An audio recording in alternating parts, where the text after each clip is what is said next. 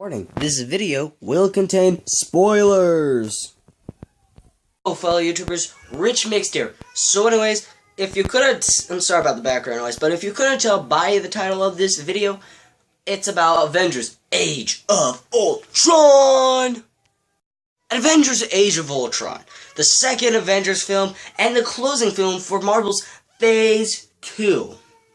And yet Guardians of the Galaxy 2 is coming out in Phase 3. And the first Fantastic Four is coming out in Phase 3. And the first Ant-Man is coming out in Phase 3. But that's okay. We can fit that out in Phase 1 later. JK, we can't, because that's too late. A lot of stuff's already gone down in this Marvel Cinematic Universe, as it is.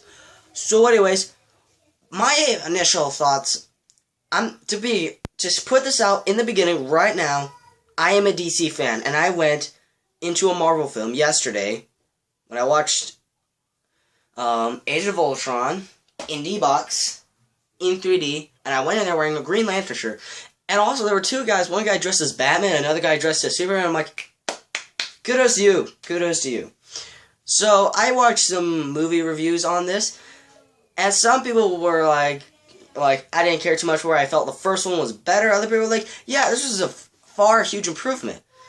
Now, I'm more or less on the side, the first one was better, because that is a true statement. Now, the first third of the movie, which is a smart thing to do, I will admit. The first third of the movie, I felt like I was watching the Avengers again. Now, that's sort of good. Now, as we have been told by Marvel beforehand in the past, that Avengers Age of Ultron is the building point for the Marvel Civil War that is taking place in Captain America 3. As it's known as Captain America 3, the Civil War. And we already know who's leading each team, obviously. Captain America and Iron Man. We know who's on Captain America's team right off the bat. Black Widow, most likely. We also have, possibly Bruce Banner. I do not know who wasn't there. Scarlet Witch, for certain, on Captain America's team. And I can't remember who else. I think, Stark, Hawkeye, they're on the same team is what I'm going to think. And I'm assuming. My initial thoughts when I saw the trailer that Black Widow would be on Tony's team, but no, it's the other way around apparently. I mean, I don't have anything wrong with it, but then again, that might mean that Hawkeye might go over to the other side, join Captain America. I don't know who's gonna be on Iron Man's side. I don't know where Spider-Man, all these guys are gonna fit in. I know that the worlds are all coming together for Infinity Wars. Now, you can see the tension building up for what is going to happen. The tension was building up between the team, especially Iron Man and Captain America. But after the final battle, I felt like they just dropped it. I mean, like, what happened to that tension? Doesn't that tension matter anymore? Or does it just mean nothing?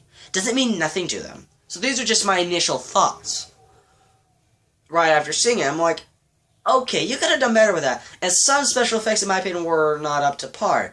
I felt it was a bit of a darker tone, as they're trying to do with comic book movies, after Christopher Nolan's take on the Batman series, the Dark Knight series, in other words. People have been trying to put more of a darker tone on comic book films, especially the DC films, as you notice with Man of Steel.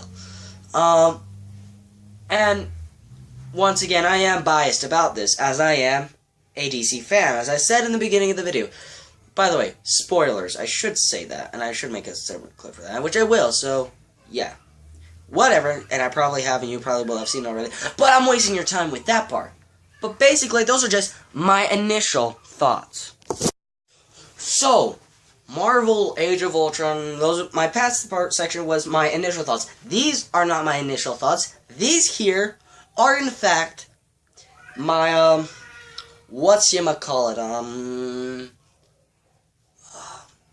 thought about thoughts, what I thought about it. So overall with this film, I liked it. It's a good one-time watch. That's what I will say about that right now.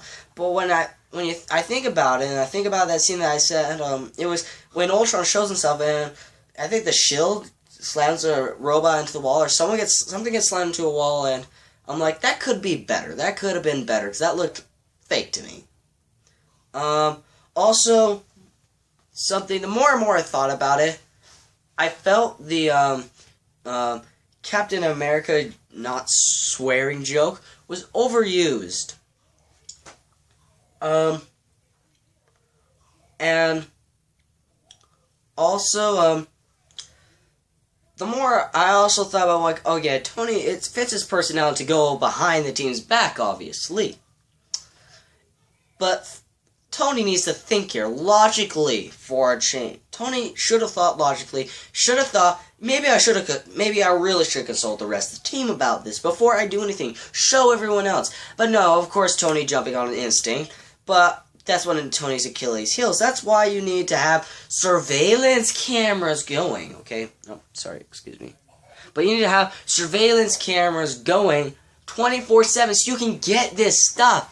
Because overall, it's going to affect it. It's going to make the movie possible. Now, if they had just had some precautions going around, because they all know what Tony's capable of doing, and how smart he is, and how he can do all this crazy stuff, and that he's willing to go behind the team's back. Shouldn't you put out some safety measures or something? Thor, think. 3 days, you should say no. Common sense. Take it back, come back, party, then go back to Asgard. So you just take the scepter, go to Asgard, and come back. So Tony doesn't get time to play around with it. Ultron doesn't come about. And the Civil War ultimately probably wouldn't happen because that tension that was building up through the movie wouldn't have been building. The movie wouldn't really have been able to work, and I could count this also as a movie destructors because that just destroyed the movie. But that's for a different video. But anyways, I don't really have much to say on what I thought about it. Overall, it's a good one-time watch. I wouldn't buy it on Blu-ray. I might buy it on DVD or whatever, but I wouldn't go as hard to buy it on Blu-ray or whatever. But that's just me, as I am more of a DC fan. I don't know about you. I know I'm probably going to get a lot of hate comments down below in the comments, but whatever. I'm not a fan of Age of Ultron, okay? I think it's stupid. And if I were to give it on a scale of 1 to 10, where 10 is the best and 1 is the worst, I might give it a 7. So I would give it a 7. Because it's a good movie. Good one-time watch movies are usually a 7 or higher. If it's a 7.5, you can maybe watch it twice. If it's an 8, yeah, you can watch that several times. Like, I believe, according to IMDb, The Dark Knight got a 9. That I can watch over and over again and not get bored because the story is so well done for that movie. I will be doing a video, by the way, talking about the Dark Knight series because Batman v Superman is coming up, and I am freaking excited for that. I don't know about you, but I know I am. Also, I'll be covering the history of the Jurassic Park series because Jurassic World's coming out June 12th, so check that out. So, have you seen Jurassic World?